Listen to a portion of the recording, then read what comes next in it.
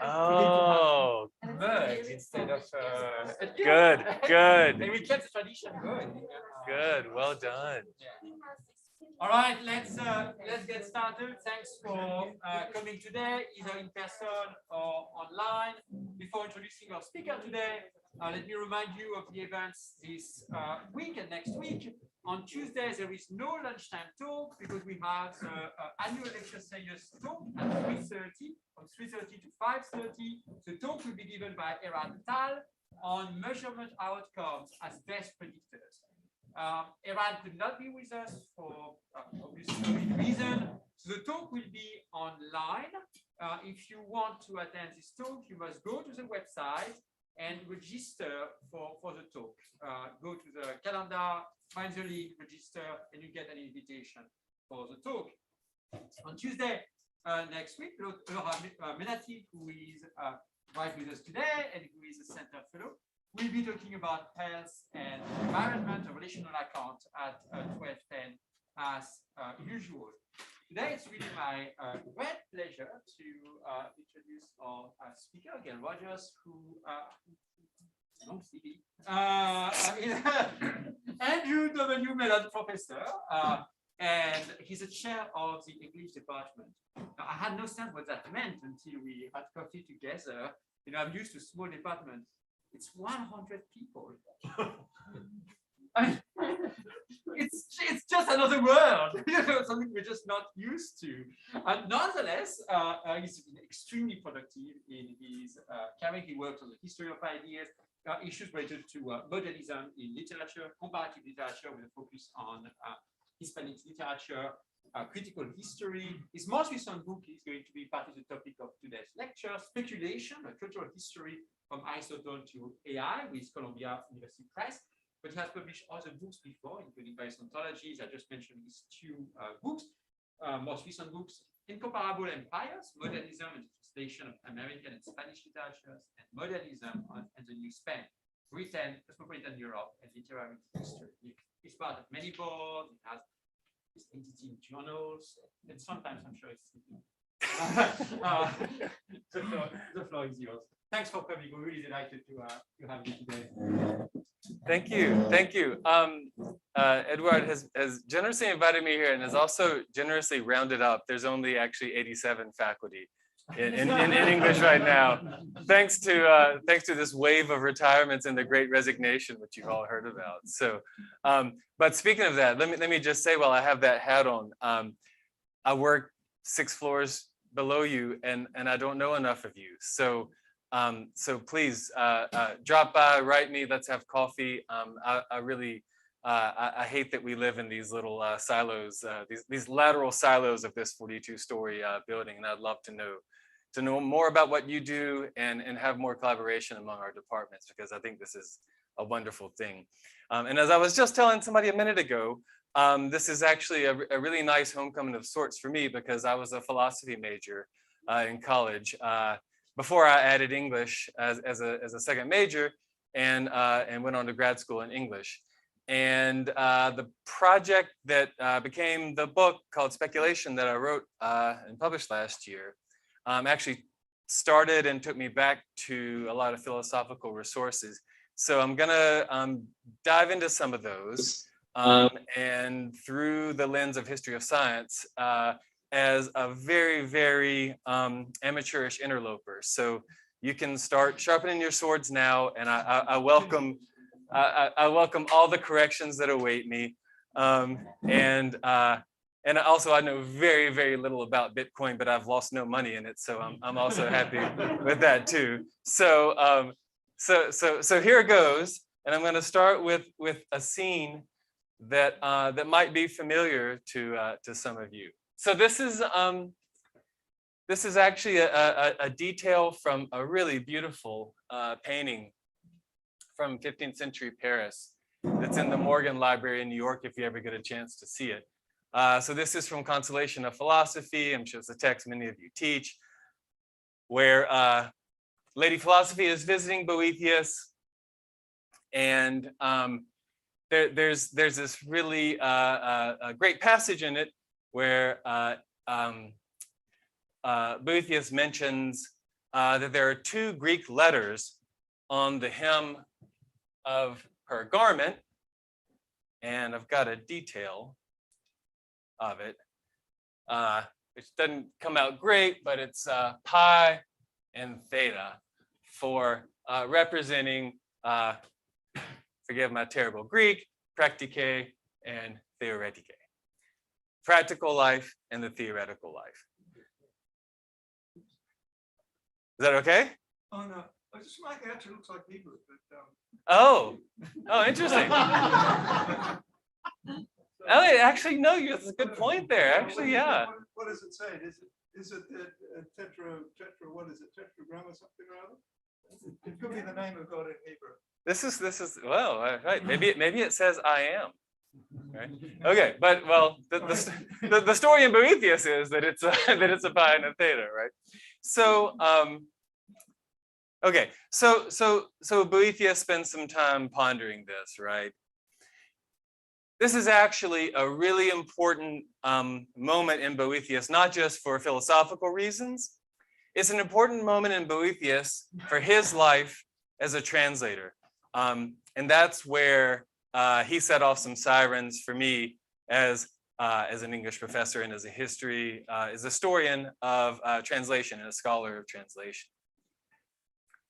So one of the most signal things that Boethius did as a translator was to go back to Aristotle's Topics and to translate theoria as speculatio.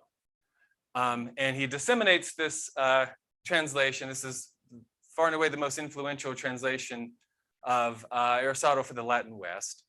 And so why did he do this? Why was he so adamant about this term speculatio? If you look up speculatio in the I'm forgetting the name of it, Lewis and Stratton, is that the name of it? The Latin dictionary.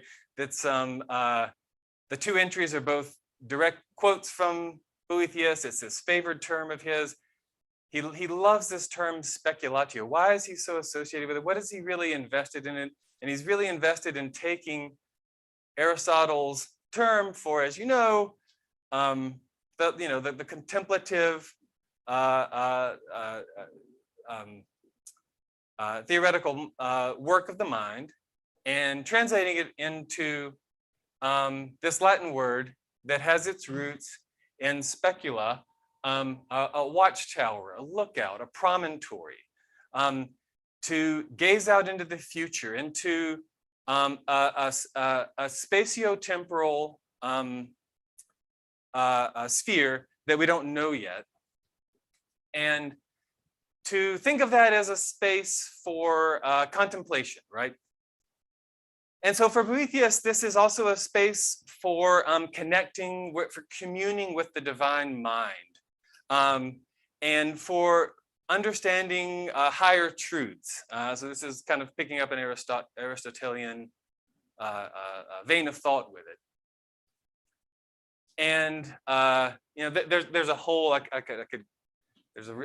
some of you who are scholars of this might know this even better than I do. There's a great linguistic thing that happens in Greek where the spec and the scope have this metathesis, and all of these words that we now have get entwined, all these vision-rooted words that are related. And so there's a whole line of thought that comes from speculum or mirror that we're going to come back to this and how they come back to one another. But Boethius is really fixated on speculatio as his prized, cherished word, and he wants that to be his stamp on translations of Aristotle that he passes along. Okay, so we're now going to fast forward about 2,000 years, which are covered really well in my book, but we don't have time for today. And Geoffrey Chaucer makes a really, really powerful appearance. And as some of you know, he translated Boethius, and it was called Boece in his in about 1380, and brings this word speculation into English, which is part of what passes it on to us. But we're going to fast forward through all of that and get to John Calvin. who does a total 180 on this idea of speculation. Whereas we had speculation, contemplation of higher truths, communion with the divine mind, something has happened. And by the time of Calvin, Calvin says, no, speculation is idle thought. It's going nowhere. It's not projecting out into the future, doing the work of imagining what might be promising or moving forward and connecting with God. No, actually, it's wasteful, it's inert, it's vacuous. Speculation for Calvin is the opposite of practice, which is physical, manual, the work of daily life, which gets associated with a Christian, upright Christian mode of living. We've had this total inversion. And instead, Calvin actually likes speculum, this other, similar root, which is a way of understanding. It's a very Augustinian conception of the created world as the reflection of God. So you look around and you see plants and animals and rocks and minerals, and that's where God is. So it's the here and now. You're not looking out from a promontory. You're not looking out in the future and wondering what if. It's right here in front of you, the created world, and you pray and you reflect upon it, and it's about what's right in front of your face. And he associated speculatio with the thought experiments of Aquinas. How many angels can cohabit the head of a pin at one time? Who cares? Idle thoughts. Get them out of here. We don't want those. That has no purpose. So we have this great line from Calvin: the other evil extremity whereof we must likewise beware is speculation. So speculation has no purpose. It has no force behind it in the Reformed Protestant emergent world. That Calvin is spinning out. And of course, this too, there's a whole another story here. And like you can see that one of the major threads running through this is a major moment of translation. Calvin himself translates himself in multiple languages. Calvin is, if not one of the most translated author in early modern English, and printed and disseminated everywhere too. So what he says and what he says about translation about speculation gets translated and disseminated all over England at the time as well. So we have yet another scene where this term speculation is getting passed around and passed around and passed around. So we've got this term that just got beaten up, and everything that Boethius had said about it, and that even Chaucer had kind of elevated as well just 200 years prior, now seems to be left for dead. Well, not long after that, we have Francis Bacon, and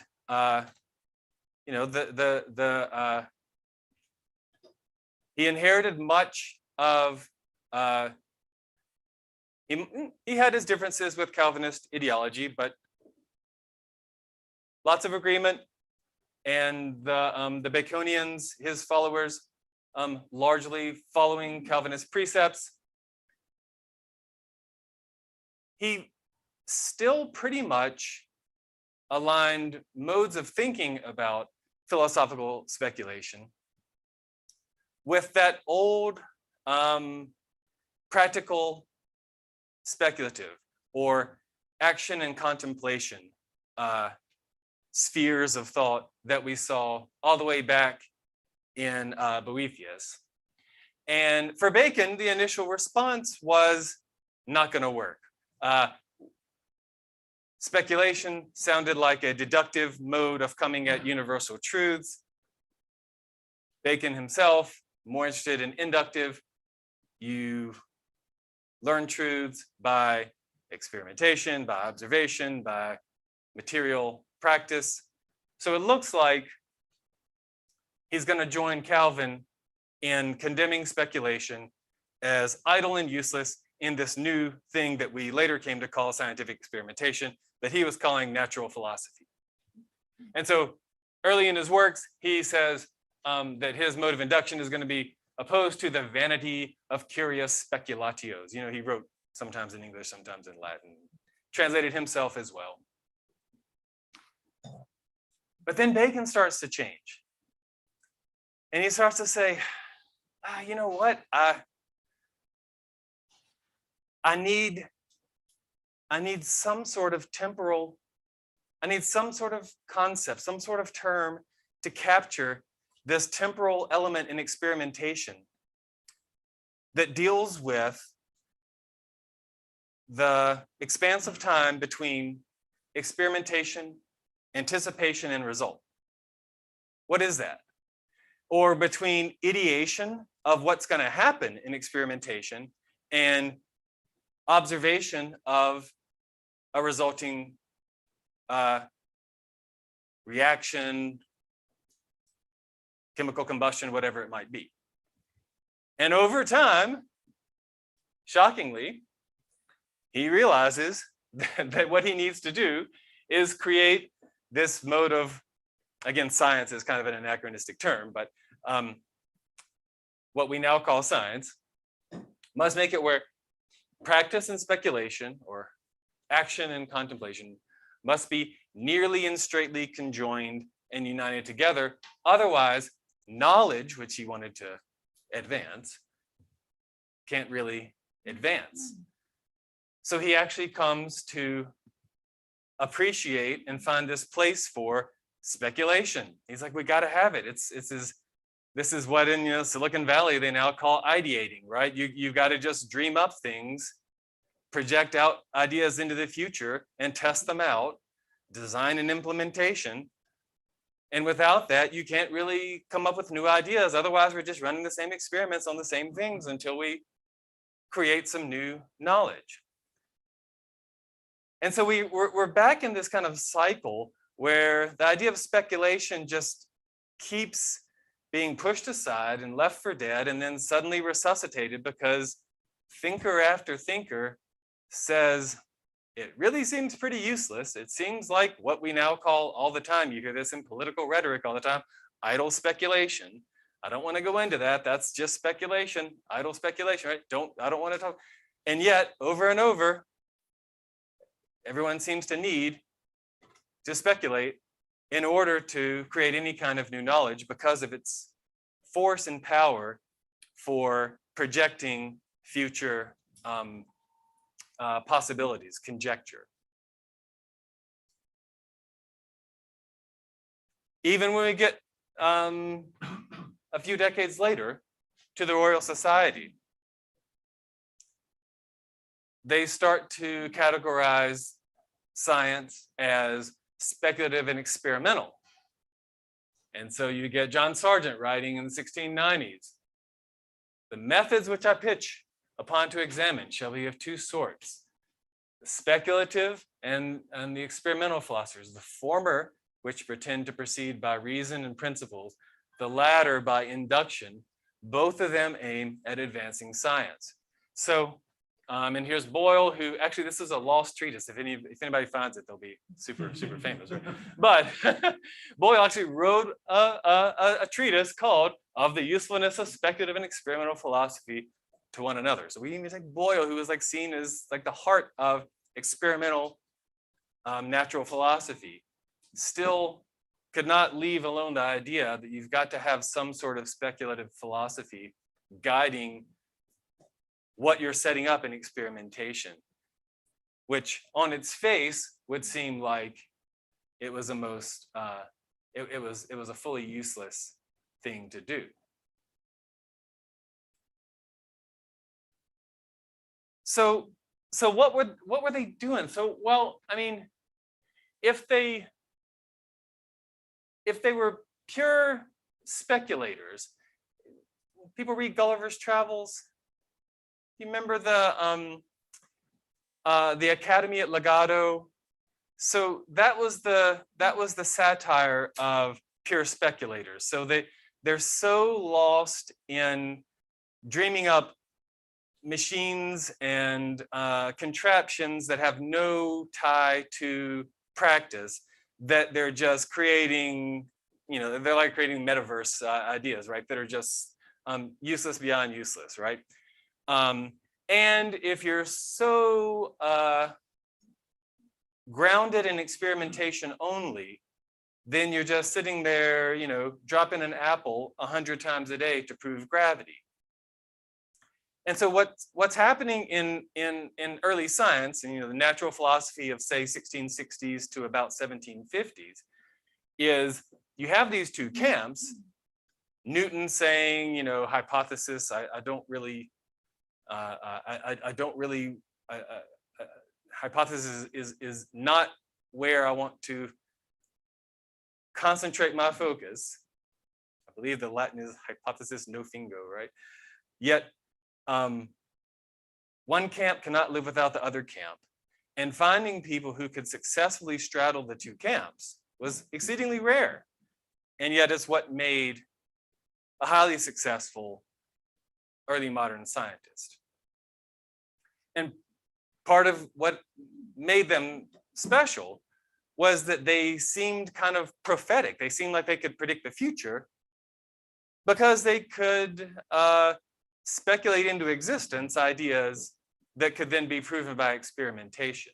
And what really kind of turned the worm on all of that, what really made that seem like it had some sort of purchase beyond just proving that, air was combustible in X, Y, and Z ways, or that, a bird could not survive in an air chamber for X number of seconds without air, whatever. Well, it's the financial revolution.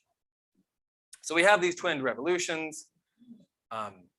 Scientific revolution is happening, and yet at the same time, as you probably know, William of Orange comes over, 1690s, and he also happens to bring with him some speculators from Amsterdam who say, hey, you know what else we've got? We've got some great ways to make money.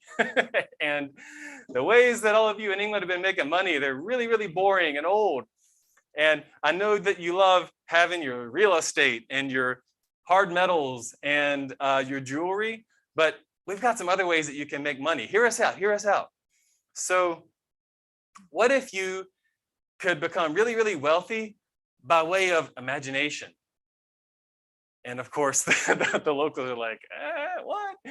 And no. See, here's the thing. You can own a piece of a company and it can inflate massively in value because other people think that it's really valuable. Right? Crazy novel ideas. It massively disrupts the social order because suddenly people who had nothing could be insanely wealthy, and those who had stores of value could suddenly have their social standing disrupted, etc. But this was what the financial revolution did, and largely, it's not to say this was not happening before, but a lot of this was really not taken off until the Dutch markets brought it over. So ideas like opinion and fancy are brought in to London markets, and what happens is that finance becomes this world of experimentation. Now, what does that have to do with scientific experimentation? Well, you start to see the crossover immediately. Newton, as you probably know, was the master of the mint. Locke writes not only about the properties of a tabula rasa, but he writes about the properties of metals. He writes about coinage. He's really, really interested in intrinsic values of things whose monetary value is being debated. They're experimenting on on how valuation itself takes place. So the financial revolution has experimental roots in the very culture of experimentation that the scientific revolution is driving forward.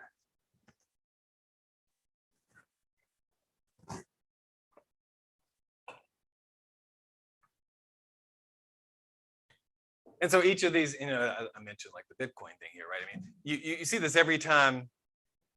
It's never just the case that a new technology or even a new material, so like think of plastic. It's not just the case that lots of people became fabulously wealthy by selling things made of plastic, which is just repeating a pre-existing mode of capitalist retail sales, but substituting in plastic for wood in toys, right? It's also the case that plastic became a mode of storing value in the form of a credit card with a magnetic strip that is used to connect, and now a chip that's used to connect to a data set that each of us has that holds a set of information about our credit rating and how much our credit limits are and how much we owe on this and whether we're good for this, right? So the plastic also became a way to reinvent economic orders and debt and valuation. So the same thing happened with blockchain technology.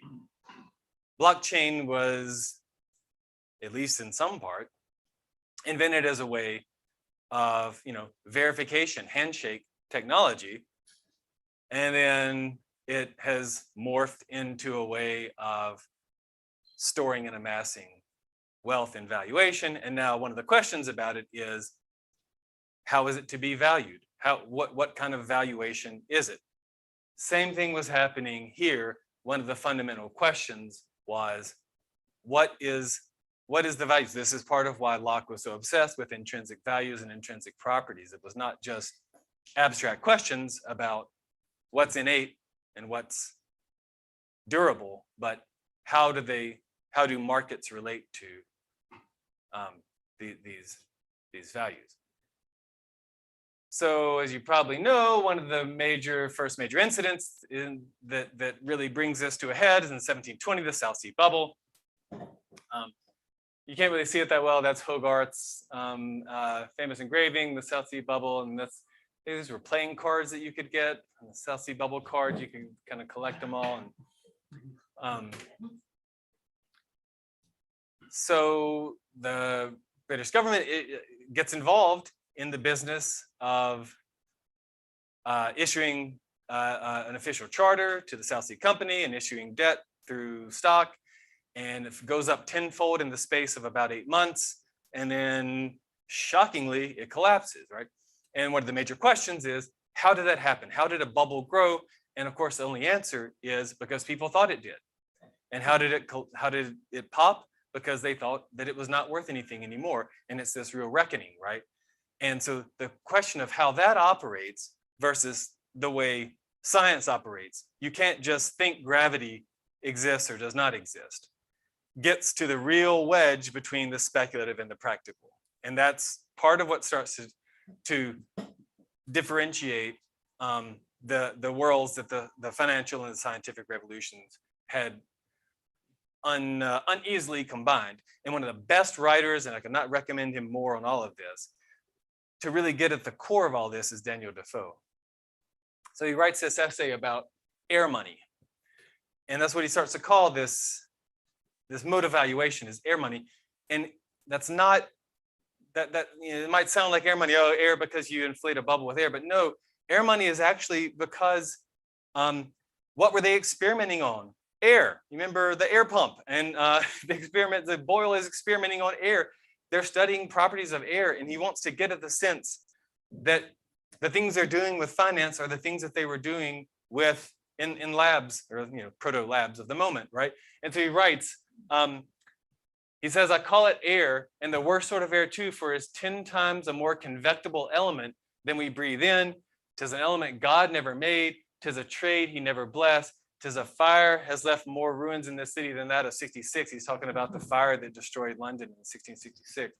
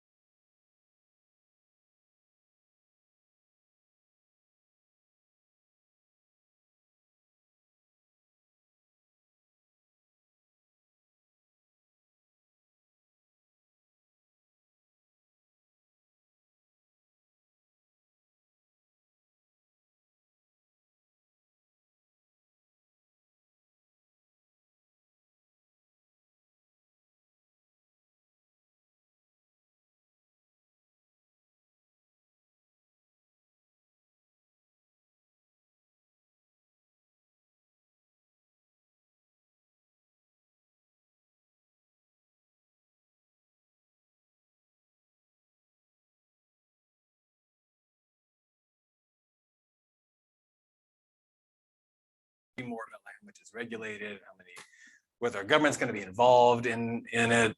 So like the South Sea Company was the first time that the British English government actually actively got involved in purchasing, like offering debt of they made the South Sea Company a public, or like a government chartered. It's like offering bonds nowadays. Right. Yeah. So that yeah. was a new idea. Then, Yes. Yeah. Are we? So those were government-backed bonds that inflated and crashed. Yes. That's amazing. Yes. Oh, wonderful idea. All right, I think So you just need to wait for the projector, and I think Okay. we should be good to go. it's already on Zoom, so if you don't know how long it takes. You don't need to. Yeah. No, 11 there's. seconds, 10, 9. Oh, sweet. Well, Wonderful countdown. That's my speculation. That's right. A little more future facing. That's right. Oh, Yeah. wonderful. Okay. No, that's not bad. Okay. So Defoe sees this as like it's air, it's artificial air. It's not a natural element. It's a disruptive form of trading. Actually, the Dutch called it windhandel, which is like wind trading. And so he sees it as fake experimentation, bad experiment. They're being bad scientists, right? So he's really searing about this.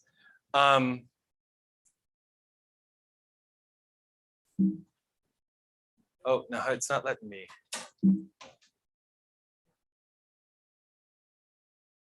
No. Yep.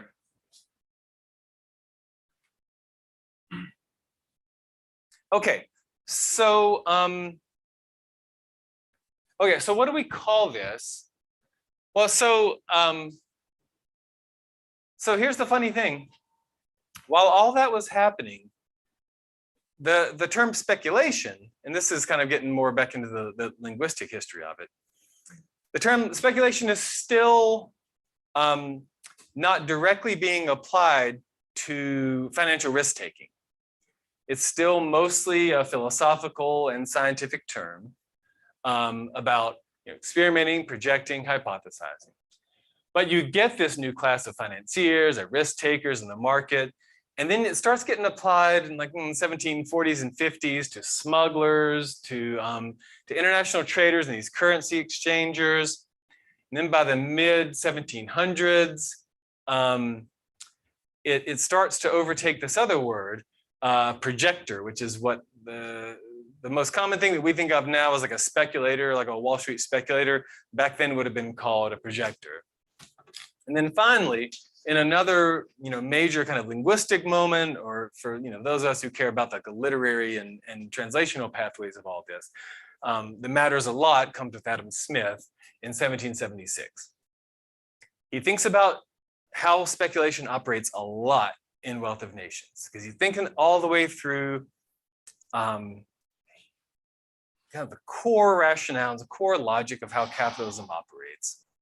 And this is in the section on division of labor, and he asks himself, and he basically comes to this conclusion. He says, you know what? The establishment of any new manufacture, of any new branch of commerce, or of any new practice in agriculture is always a speculation from which the projector promises himself extraordinary profits. So like it's kind of a wild conclusion that he draws, where he's like, actually everybody starts out, every business, every planting a crop, like no matter what you're doing, you wouldn't be doing it if you didn't start out with this crazy dream, this big risk you wanted to take where you're going to become wildly wealthy based on its outcomes. And then over time, you come back to earth and you realize either it's going to fail, like most do, or it's going to be kind of okay, or it's actually going to be a speculation and you're going to be wildly profitable and it's going to work out really well. So he actually makes speculation kind of okay.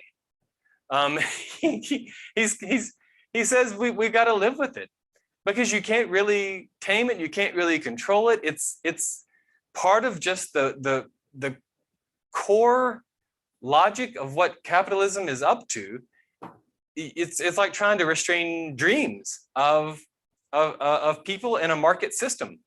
And there's really nothing you can do, just like you can't really put any trammels on people's expectations of any experiment.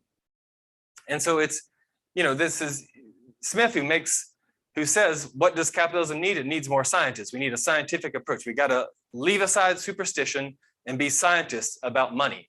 And this is basically his conclusion.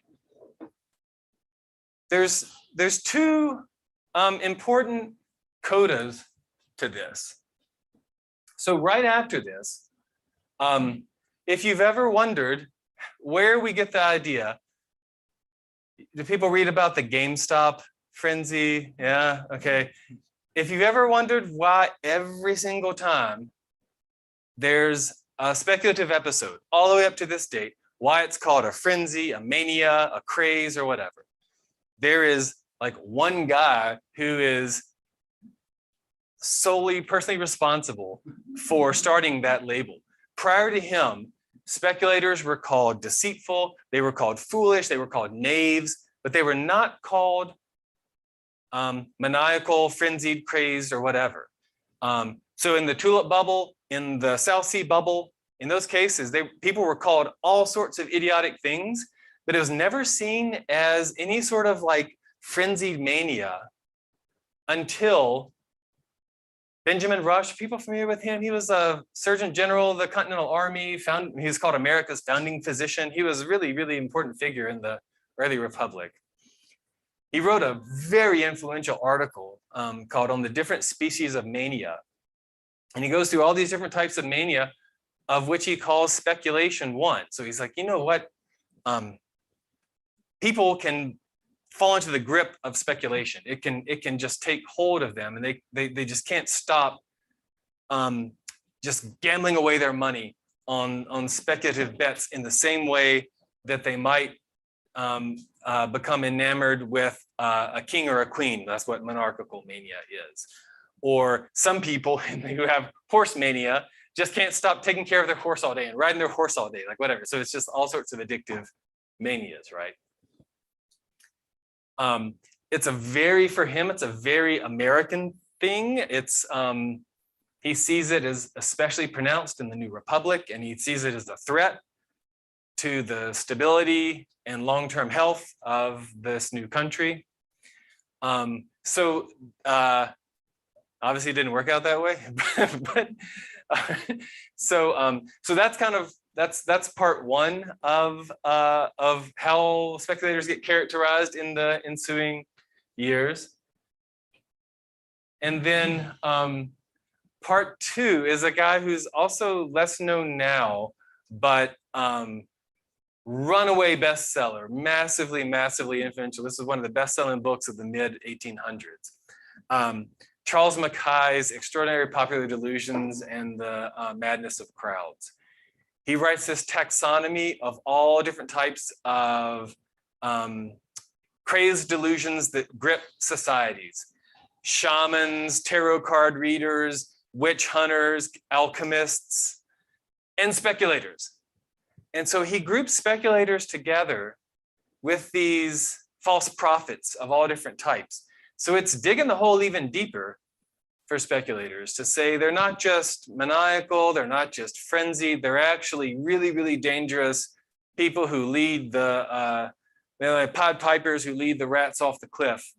And they belong in this deep history of kind of primitivist figures that that have presented a threat all the way back to time immemorial. And with those two things, that's where we get the modern, so late 1800s all the way up to the present. You're familiar with the Gilded Age figure of the speculator. It's in all the Mark Twain stories. And a speculator who comes to town and he's this sneaky, duplicitous figure who wants to sell you on a monorail or whatever. And he wants to bilk the town out of all of the money. And he ends up being like a shadow plutocrat or whatever.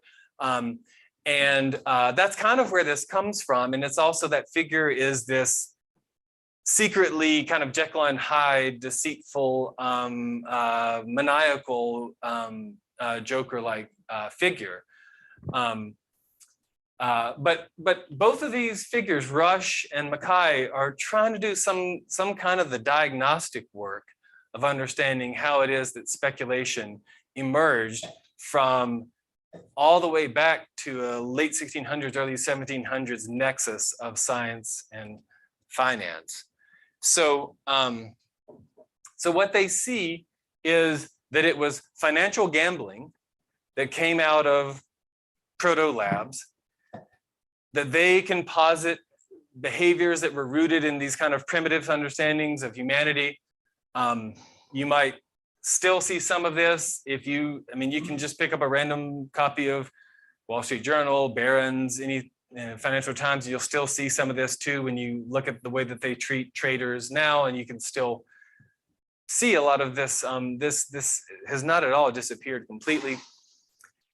But what kind of gets all the way back to where we started with Boethius is that they're projections of futurity, and the question is like, what are these projections experimenting on? Are they experimenting on cognition alone, or are they experimenting on materials in a world of reflection, meaning reflected reality or mental reflection? And then how repeatable is the experiment? So each experiment is kind of being repeated in different forms, right? So we're kind of doing the same things with financial tools and trying new ways to always generate new forms of having wealth. But how repeatable is that form of creating futurity, and how much wealth can be created out of it? And that's basically the same question, right? And so the money-making experiment, and so and this is kind of like what you were asking too, like how it's the question that's really been at hand all the way from the start is like a question of scale. And this is in part why speculation has never really been successfully regulated, is because there's never been, you can ask like 1 million people, what's the difference between an investment and a speculation? And if you've got like a retirement plan, they always ask you like, what's your risk tolerance? And you choose like green versus red or whatever, but like there's no magic number that makes any stock or any portfolio speculation versus an investment. I mean, at this point, Amazon is like an investment. 15 years ago, it was a speculation, right? So there's no magic number. There's no scale for all of this, in the same way that, you know, everything that Bacon was dealing with was neither experimental nor speculative alone. So that kind of gets to the nature of risk and projection and the configuration of time and space that it's positing for futurity. That's all I got. Thanks so much. We need a break in case some of you must leave, and then we'll have plenty of time for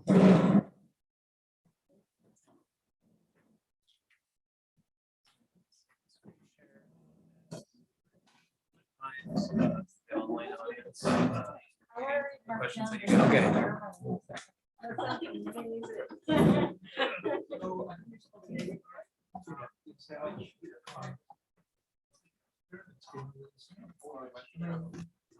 Because the internet allows things to get really big like that. And They're always putting money in. But how is it that managed to go this far? It's like I mean, because I'd there's be 7 billion. I mean, I'm expecting it to crash. I've been predicting a crash for as long as I can remember. But it never happened. We're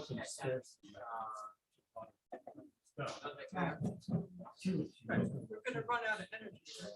Yeah, I mean, but think of it this way: there are people, you know, the people who bought in at the beginning, they cash out. Where does the money come from? It comes from a large number of small people buying in, and then the miners. Where does their money come from? A large number of small people buying in. It's the classic pyramid structure with the drag of the miners. It just can't keep going. No matter. Have the people who bought question. Are they still holding the market? I think they sell sometimes. All right, if you have questions as usual, please raise your hand. Heather, go first. And sorry. And if you're online, as usual, please put your name in the text box of the Q&A option, and I'll call on you.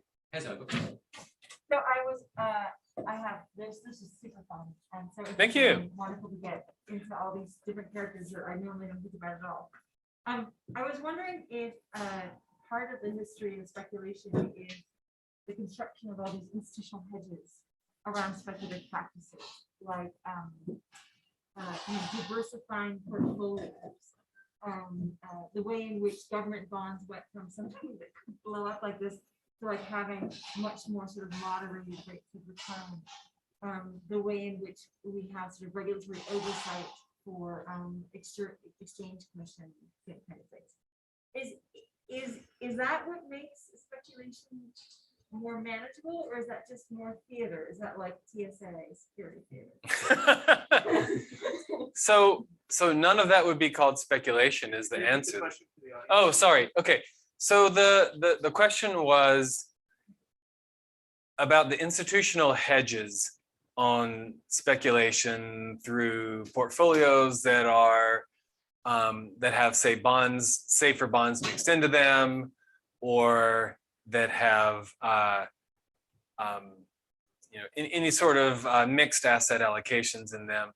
Is that real, or is that what did you call it, theater, like TSA? Yeah, and I'm wondering if that's like the backside of the history of all these changes in meaning. Right. The creation of these kinds of structures that try to make it safer. Yeah, there's kind of two answers to that.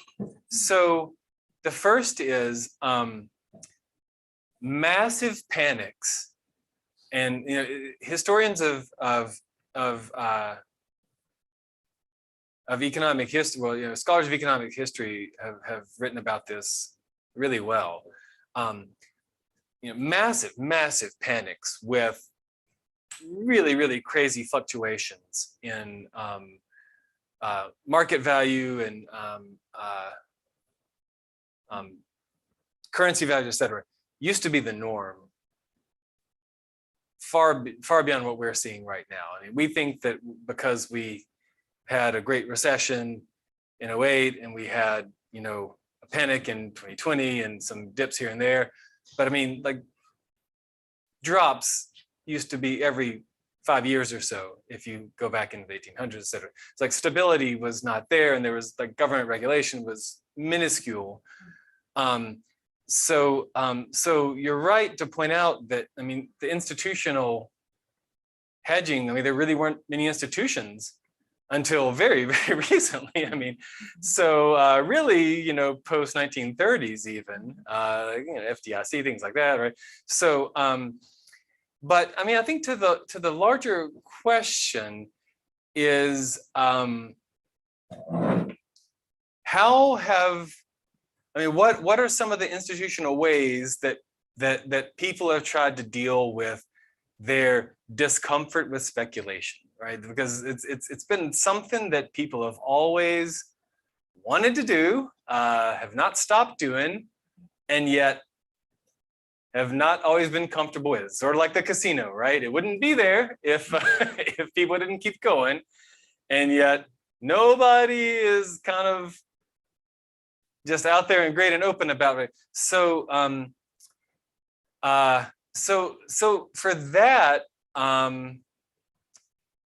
that's part of the ways in which, so for example, you get the casinos of the leisure class emerging in the 1700s, where the money kind of stays within one class, and you have games that are kind of, you're only trading money among friends, and it's kind of all okay, where you're not necessarily like risking everything to a loan shark type figure, right? So they come up with hedges that are where the offset is still within a bounds. So there's ways to kind of avoid unsavory things like that. Marriage in the marriage market, Jane Austen writes about this a lot, is one of the ways that was built as an institutional hedge against the unevenness that speculative markets necessarily invoked. And, you know, there's Mansfield Park is like a great novel about that and has a game called they play a card game called Speculation within it that's kind of tied to all of this. So like there's ways in which, you know, societies kind of build in hedges, and marriage and bloodlines and estates and heredity are ways to try to offset the highs and lows and the wildness and risks of speculation. Yeah. Oh, that was tremendous fun. I want to ask about what might be in neighboring literature and maybe, you know, connections. At the same time as McKay's writing, roughly in the 19th century, the mathematician Augustus de Morgan is writing his book, A Budget of Paradoxes. And it's about people actually who are paradoxers. And the prime example are the circle squarers. And it's basically a compendium of, oh, look at all these crazy people trying to square the circle. And he's writing a lot from his own personal experience, where there's this guy nuts, and there's this guy nuts, and there's this guy nuts. But it's part of a larger phenomenon, which we often, unfortunately, have to take part in. I do modern stuff with Einstein, and I am the beneficiary of many emails from people who have decided they found Einstein's mistake. So I take that literature to be fairly serious. It's written in a mocking tone, but it actually has a serious import, because it's trying to warn people off manias where you become obsessed with, oh, there has to be a way to square the circle, or there has to be another explanation for Michelson-Morley experiment. Anyway, so maybe I can summarize the question for you. Augustus de Morgan, Budget of Paradoxes, how close is it? Is the activity of mocking speculators a kindred to the control of destructive crank behavior in the sciences? Okay, good question. So the question is, I don't know this first text. That's a great one I need to look up. The budget of paradoxers or paradoxes? It's a budget of paradoxes. Yeah. Then when you read it, you find he's talking about characters called paradoxers. Got it. So yeah. it has a different meaning. These are what we would now call crazed circle squarers. So the question is about what's the impulse behind denigrating speculators, and I guess what's the upshot? What are we doing with that? That's a great question. It's easy to do. I mean, everybody loves to hate speculators, right? It's fish in a barrel, and it's really easy to do because they're guilty of everything that we don't like about capitalism. They're exploitative, they're vulture-like, they suck the local resources out of communities and then they leave. And so that's almost too easy. Of course, the flip side of it is, what do we call them when we like them? Angel investors. It's exactly the same thing. And what could be a better rebranding? Angel investors. I mean, that's the most beautiful cherubic renaming that you could imagine. They are speculators. That's exactly what they are, right? So that's all it is a rebranding. So I'm of course, as someone who's like written and thought about this a lot, I'm highly skeptical of all of these texts that just easily hate on speculators, because it's almost too easy to do, and it overlooks all the people who gave seed money to found a community that turned out to do lots of positive things or whatever.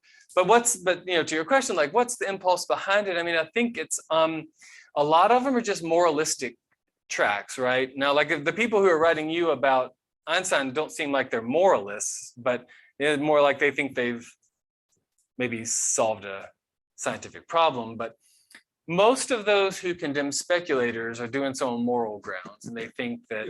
But our reaction to them is moral. We say, you haven't seriously tried you know, you're a crank, you're a bad person. Okay, You so- should have tried harder to understand this theory, and then you wouldn't be wasting, you know, I mean, I Yeah. feel bad to confess that, but Yeah. that's the universal reaction. I've got another crank. What are we gonna do? Yeah. Of course, like, you know, the biblical condemnation of speculators is that you made your money without working. So you're not supposed to accrue a fortune overnight. It's okay to gain money, but you're not supposed to do it overnight because that means that you benefited from chance. And as you know from Calvin, fortuna has no place in human life. You're not supposed to leave your life to the luck of the draw. That's why you shouldn't gamble. Speculators are basically gamblers. And even if you kind of accidentally became a speculator, like if you had an idea that just took off overnight because it was a wonderful idea and you made, you know, $1 million in 2 days or whatever, you're supposed to immediately find ways to give that money away because you didn't work for it, et cetera, et cetera. And as hook. You should, you're silent, you're muted. All right, very good. I'm a little puzzled. Can you hear me? Yes. Yeah, I'm a little puzzled that the Dutch tulip mania of around 1637 did not have the same legacy as the South Sea bubble.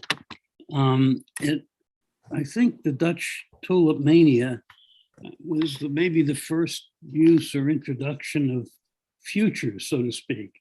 I mean, you know, you will buy futures on the price of tulip bulbs of all things. And the price of tulip bulbs just went up astronomically.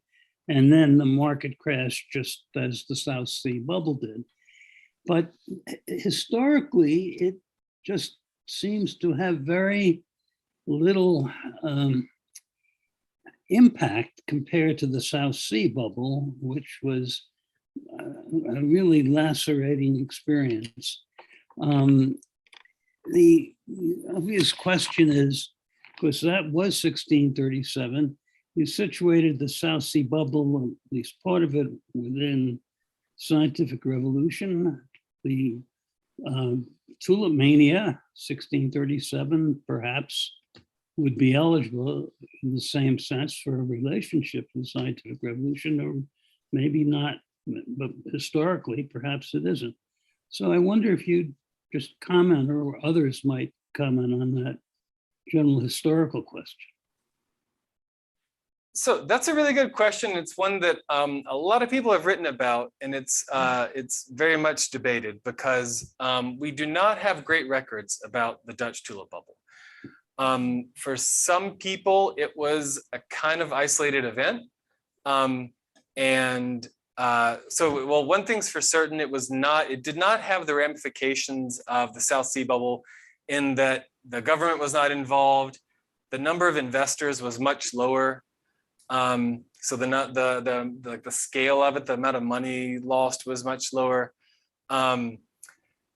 We don't really know how much of it was legend versus how much of it was reality.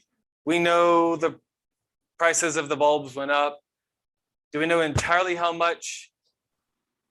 Not entirely.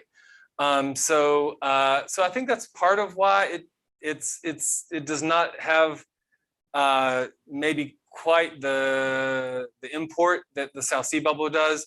And you pointed to some of the other reasons too, is that like it was not bound up with a scientific revolution. It was not tied to, and this was the South Sea Company was actually part of the imperial expansion. At the moment, it's tied to South Sea, to some territorial expansion. There was a lot of other reasons why the South Sea bubble kind of had a place in history and in a governmental regime that mattered a little bit more than the South Sea bubble. So, J.G.A. Pocock has written on this, and he says that it's this first time in history that a monarchical regime was actually asking its citizens to invest in it Mm. so that it would be buying its own future stability by way of its own citizens, like promissory notes in its like issued debt that then inflated and collapsed. So it was a really new arrangement of, parliamentarian, monarchical, and citizenry in finance, which, those elements just weren't really there in the tulip bubble as much as it was, an interesting moment for a speculative asset. So Now, the interesting thing, I believe this is the case, is that I think the tulip market, about 3 years before the bubble burst, what was the first introduction of futures, which was led to that marked expansion. It was, making it very like buying options. I've read this. I don't know that much about economic history. I've read different accounts of that. There's some that say there were futures all the way back in classical Rome. So I don't know. This might kind of get into what counts as a future. So I don't know. It's possible. I'm not entirely sure. All right. Thank you for joining us, Colin. Great, thanks. Well, I've been trying to formulate this question, and the last one we think should be talked about here. So help me gel a little bit towards the question, issues of scale here. So, you suggested the tulip mania is relatively small scale. We don't know much about it. I guess the South Sea bubble affects more people, though it's still quite small scale compared to certain other. Say like the Great Depression or like 2008, right? Yeah. And so in the financial case, as the scale gets bigger, there becomes more and more need for these sorts of regulatory mechanisms around it. But I still want to take that back to the science, right? So you think about sort of speculation in the scientific sense, and there's a kind of Adam Smith type point to be made about the value on people to just sort of speculate. Yep. Right. But then when we get to things like modern medicine, that speculation can actually be quite harmful if it's put into practice in a certain way before the mechanisms are around. I'm really just asking you, how much should we try to analogize these two? Because that's where you started. Can we bring it back to sort of thinking about larger scale? That's really good. Yeah. Scale both in right, the size, the scope and scale and number, quantity as well, when you think about, say, medicine, right? That's a good question, right? I'm not sure I have a great answer for that. I mean, so the scale in science depends on the scale necessary to carry out experimentation, to what's the Google X lab, where their principle is make 1,000 pots rather than try to make one perfect pot, right? So there's kind of two veins of thought that are approaching experimentation and the creation of the new and the advancement of knowledge through that. So right, so I'm not sure. Yeah, that's a good point that I wouldn't necessarily want to try to force the analogy too much, because there is a precipice there. I guess maybe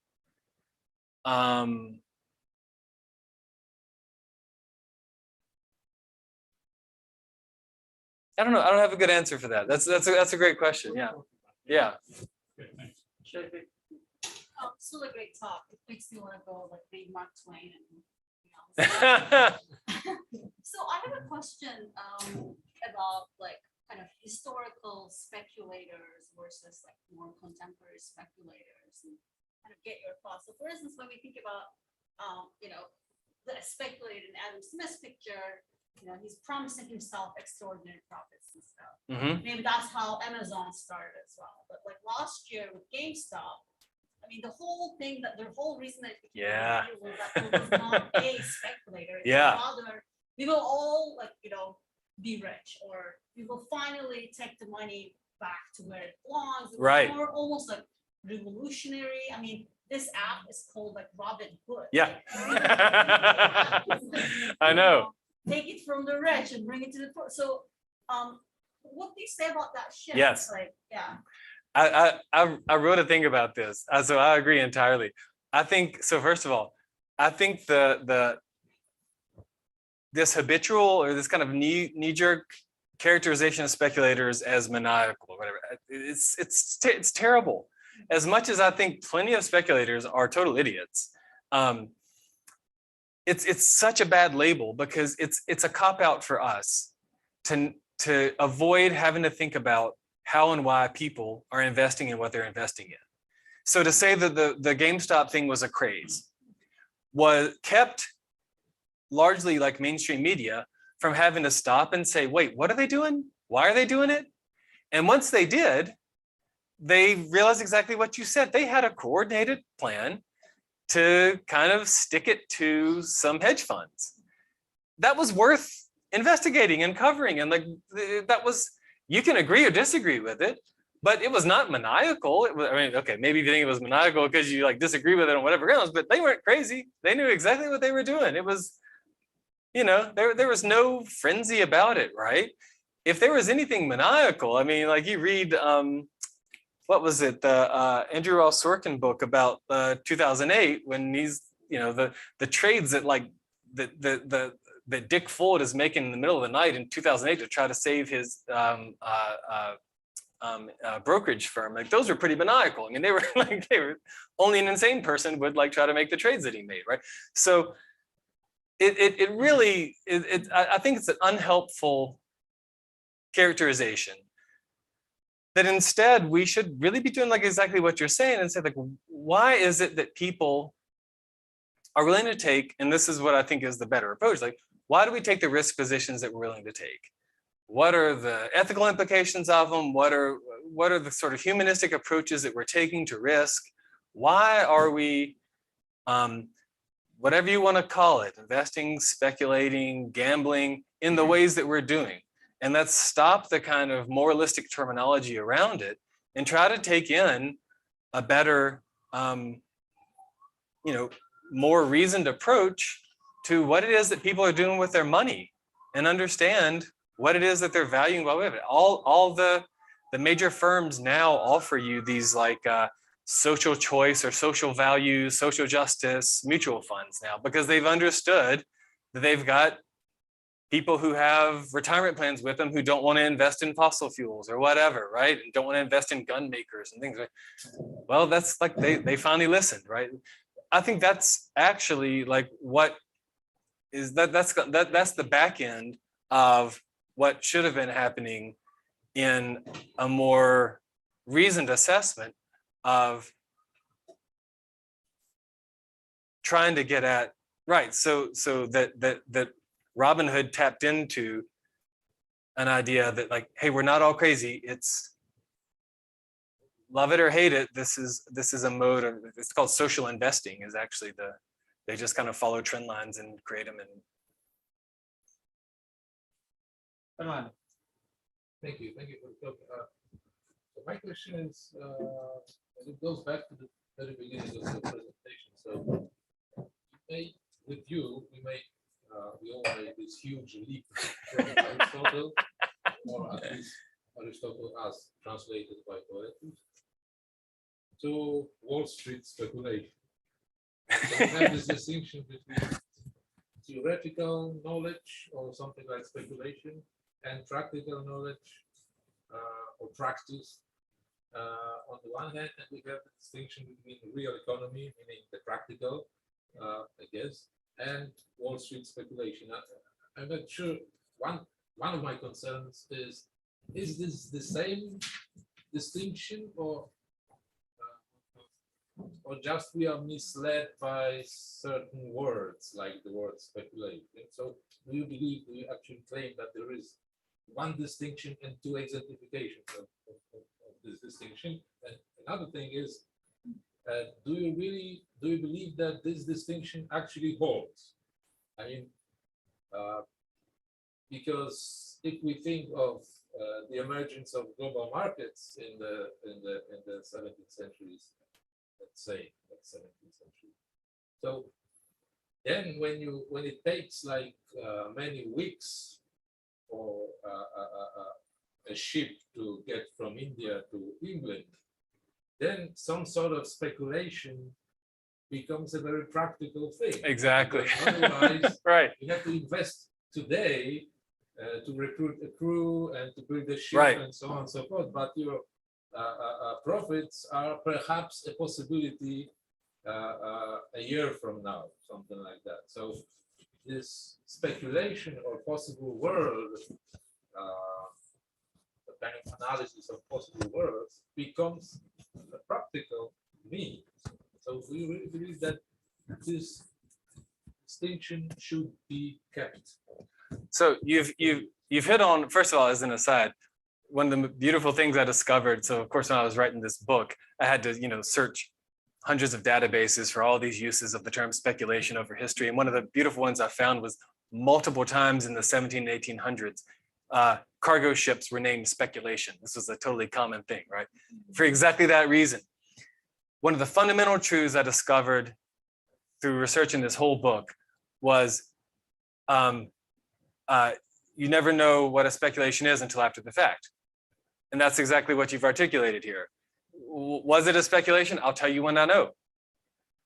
Well, so the lines that even that any of these figures attempt to draw are never hold, because they depend on results. And so and now I feel like Edouard might get in trouble with you for this, but I kind of am of the mindset that that concepts and practices kind of only flourish with one another, and they really only they shape one another all the time. And so, like, you gave a perfect example, right? Like, what starts as a projection of imagination really only has meaning as it plays out in material time and space. And what meaning it takes and what it becomes as that concept gets put into play in words and actions and sentences and written documents or whatever is necessarily shaped by the material conditions of the ship. And that's how language becomes a medium of discourse and how it becomes something in financial reality, right? And so that's basically the story that I kind of traced. And all the time, it's like a pneumatic system of push and pull. So the hard lines that Calvin tries to draw, where he's like, speculation, get out of here, so never hold. Bacon's I guess, like, for lack of a better term, wishy-washy approach to speculation is really like the best approach. I mean, he says, look, I can't do without it. This is the only way to handle it, is to find a way to integrate it into what I'm doing.